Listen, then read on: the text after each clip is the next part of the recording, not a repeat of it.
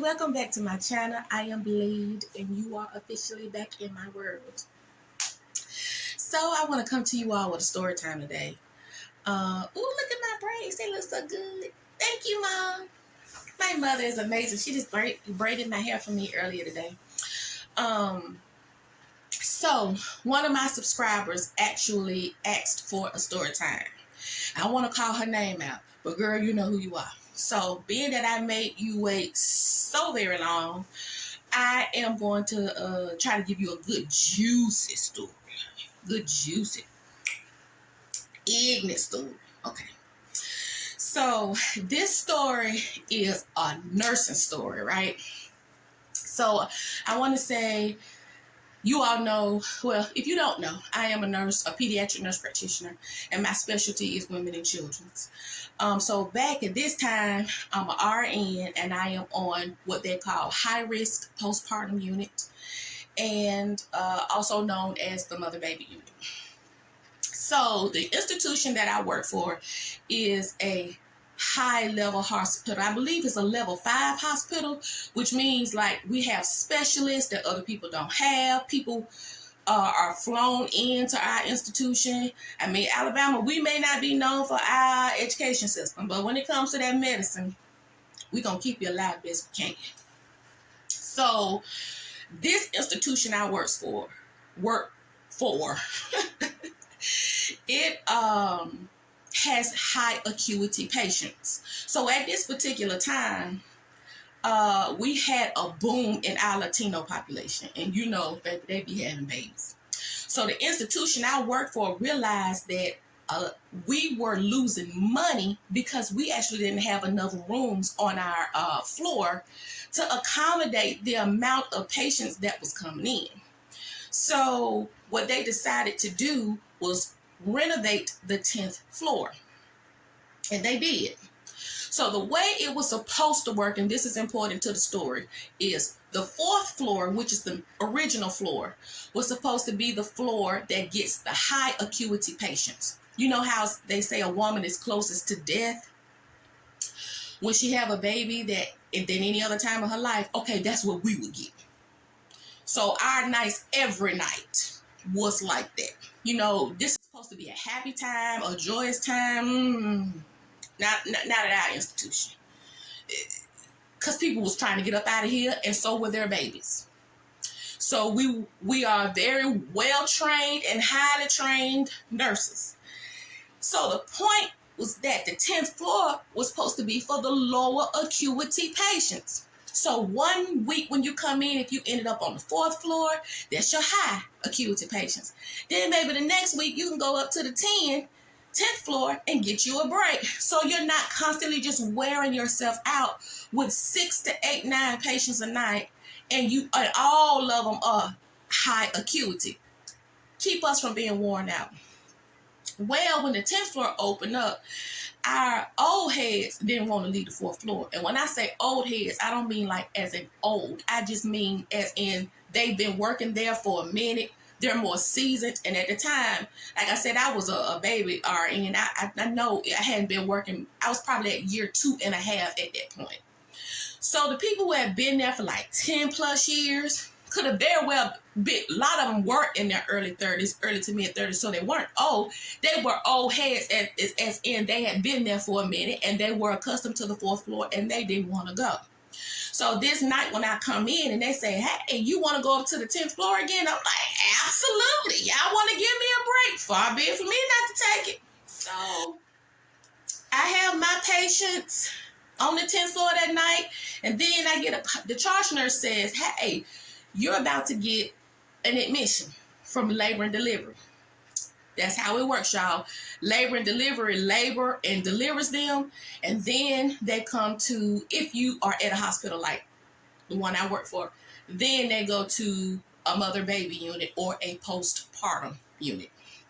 So get on the phone with L&D, and I'm like, oh, please don't let her have any chronic illnesses. Please just let her be a normal vaginal delivery. God answered my prayers. She was a normal vaginal delivery. No health complications, no problems, no anything. It was a little bit of a little something with the baby, and I remember it was a little girl, and the young lady in the story is African American.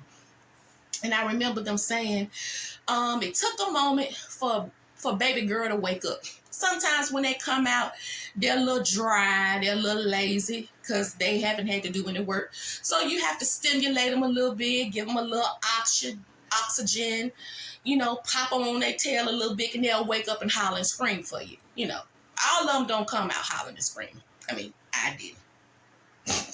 According to my mother, they had to hit me 3 times and I still didn't cry. I said, you should have known then I was going to be a blade. Anyway, patient comes onto the unit, and let's say we're going to call her Cheryl. So Cheryl is round about my age group at the time, mid-20s. She is about my height and weight. All of this will play a factor. Stay with me. Stay with me. And she is pleasant. And because we are kind of the same peer group, we hit it off, and we like kind of sister girl and talking. And I'm teaching her things that I want her to know, important things like, we'll be back in every hour for the first 4 hours to check your vital signs. Now, any of you all who have a medical background knows this and knows why we do it, because first 4 hours after anything is critical. So we're watching. So I'm educating her, letting her know that. And I'm also teaching her something called the fundus rub. So if you've ever had a baby, you probably remember at some point your postpartum nurse or mother baby nurse came in rubbing your belly. And if she never explained it to you, what it is, what we're feeling for is your fundus. Your fundus is the part of your uterus that's at the top. And we're feeling for it to feel like a fist, because after you have a baby, you want that uterus to stay hard, because a soft or boggy uterus relaxes means that you're about to bleed out. You're going to be bleeding out heavily. So in order to stop that uterus from being soft and boggy, you massage it. And I tell them it's supposed to feel like a fist, and it's right below your belly button. So I'm teaching her. I'm putting my hands on it, and then I put her hand on it, and then put my hand on top, and I'm showing her how to rub and what she should be feeling for. I said, you feel that? She said, oh yeah, I feel it. I said, that's what it should always feel like. She said, okay. So I told her, in order to keep this uterus hard and firm so you won't bleed out, I need you to drink plenty of fluids and urinate a lot. Because, side note, a full bladder, when it presses on the uterus, it forces the uterus to relax. So you got to keep that bladder empty so the uterus can stay hard, okay? So I'm doing all this teaching, and she's absorbing it. So once I do my education, I go back out to the front, and my PCT, patient care technician, that's what they're called at the institution I work at, which is another word for something like a nursing assistant, a CNA, something like that. My PCT comes back and says, hey, your new admission, her blood pressure's kind of, up there. And I said, well, what's up there? And she said, I want to say the girl's blood pressure was probably like in the late 130s, early 140s. So maybe 138 top number, or 140, 141 top number, somewhere up in there. And I said, I'm like, okay, that's okay. We'll keep watching her. And I'm thinking, okay, lady, you're supposed to be easy now. Don't come up here with no blood pressure problems. Because that's not low acuity. Now you're pushing up the acuity level. So after that, I look up and I see a guy and a girl walking down the hallway towards my patient's room. And I'm thinking, must be the dad. Because it's approximately 10:30-ish at night, okay? And nobody is coming up to a mother-baby unit that late at night but very close family members. The father, a mother, or maybe a sister, but nobody is just coming up to a birth that's that time of night with somebody close. So I said, that's probably the dad. Don't know who the other girl is, but that's probably the dad for sure. And so I say to my PCT, hey, I'm going to go down there and check on my girl because I want to put my eyes on her. She's not even a whole 2 hours postpartum yet, and let me keep my eyes on her. You check out my other people for me. She said, great, fine. That's less work for her. So I go down there. And I want you to pay attention to how I'm describing what I see when I walk in the room, because this is how I know that the energy in the room is a little bit off. Can't quite put my finger on it, but this is why the energy is off. When I walk in the room, he is at the foot of the bed and the girl is standing kind of like, if he's here, then she's standing kind of like behind him as if she's like he's her protector or something. So, or she's trying to be protected from the patient. I couldn't quite figure out what was going on. Because it's a mother-baby situation. Typically, when people come in, you sit your butt down in the chairs, on the couch, or whatever, and then everybody sit down and they're talking and they're happy and blah, blah, blah.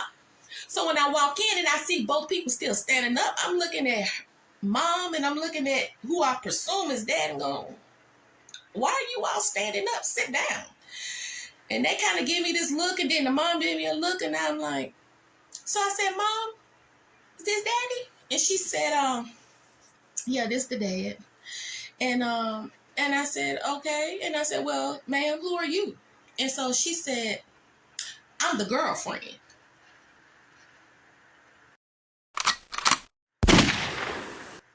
You're the what, ma'am? And he said, oh, this is my girlfriend.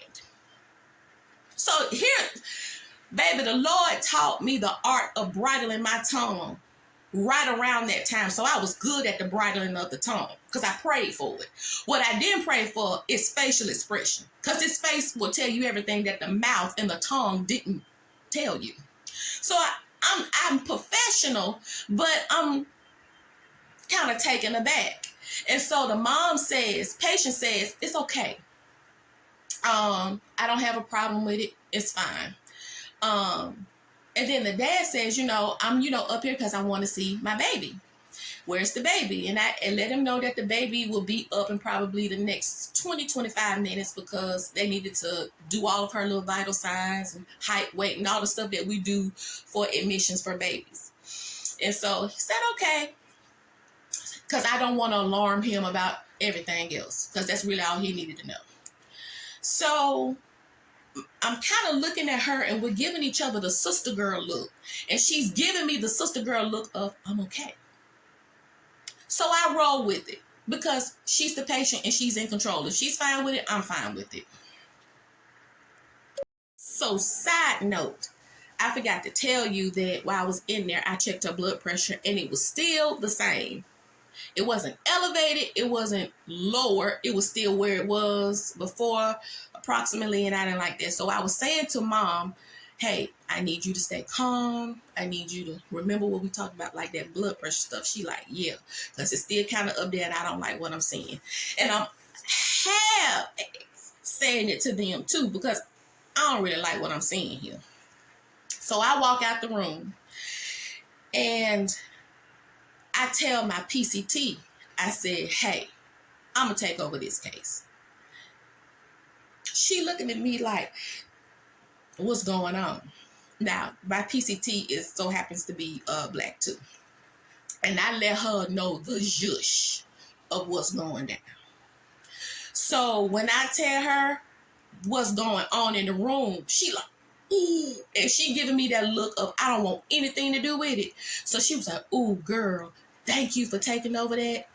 I'll take care of everybody else's vital signs and check on everybody else. Thank you. So she opens the door. At the time, our doors were the kinds that you pushed and it opened. And she literally closes the door in my face. And I'm in the hallway looking at her like, so you not gonna argue with me? friend, co-worker, you're not gonna say, oh, I'll go in there with you for support, or if something happened, knock 3 times on the wall, or none of that. Closed the door in my face and was like, thank you, I don't have anything to do with that mess right there. So I go back to the nursing station, because remember, y'all, I have an hour.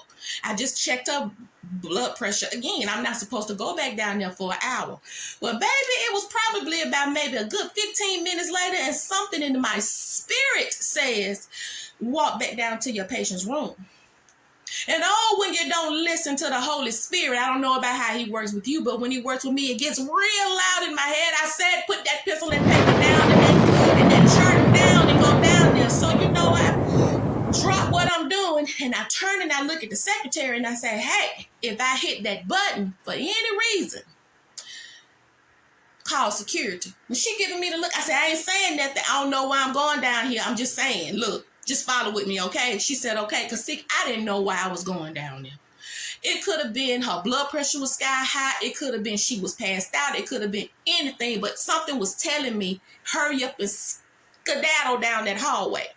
So as I was making my way down the hallway, I heard loudness. And my PCT is now coming out the rooms, the other rooms that's on that hall wing. She's coming out and she kind of looking at me like, girl, I ain't got nothing to do with that. Close the door again in my face.